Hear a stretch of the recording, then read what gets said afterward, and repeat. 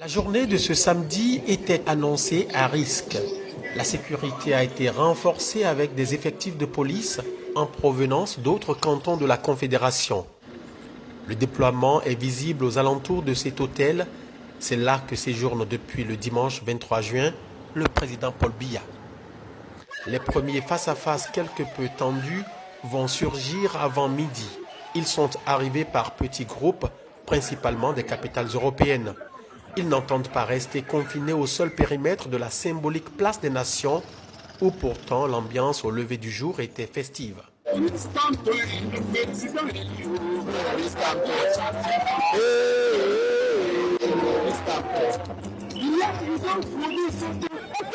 tout le monde a peur. Nous, on est partis en vacances dans notre pays parce qu'on ne sait plus où se mettre au Cameroun. On n'a pas d'hôpitaux, nous n'avons pas de routes, nous n'avons pas d'eau potable. Les enfants, un pays quasiment en guerre. Sur les 10 provinces, nous avons quasiment 6 provinces qui sont en zone de guerre. J'ai pas de nouvelles de ma famille qui est dans la région. Les coups de fil passent, mais les téléphones sonnent, mais personne ne prend. Je suis venu pour que tous ensemble, nous allons déloger Paul Biya aujourd'hui.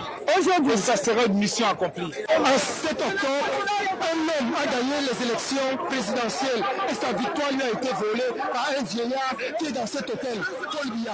On ne peut pas laisser un peuple exsangue au Cameroun qui n'arrive plus à vivre pendant qu'on est en train de dilapider les milliards de ce peuple à lieu de suite dans un hôtel intercontinental. La police fera usage de gaz lacrymogène pour éviter la confrontation directe entre les manifestants et les dizaines de pro-Biya qui se sont rassemblés dans l'enceinte de l'Intercontinental. Chaque parti a le droit à manifester. Maintenant, ce droit-là, il est soumis à des conditions. Et les conditions qui ont été proposées aux manifestants anti-M. Biya, c'était de rester sur la place des Nations et aucunement de se rendre vers l'hôtel, ce qu'ils n'ont pas respecté. Une poignée de blessés légers et quelques états de malaise, c'est le bilan d'une journée plutôt rare ici en Suisse.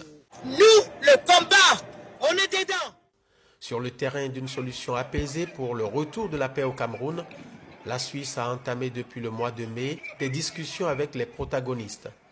Voici l'homme qui a appelé les Camerounais à la mobilisation de ce samedi.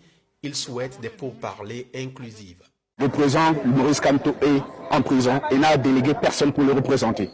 À partir du moment où le principal parti de l'opposition au Cameroun n'est pas impliqué dans ce dialogue-là, ça veut simplement dire que le dialogue est voué à l'échec.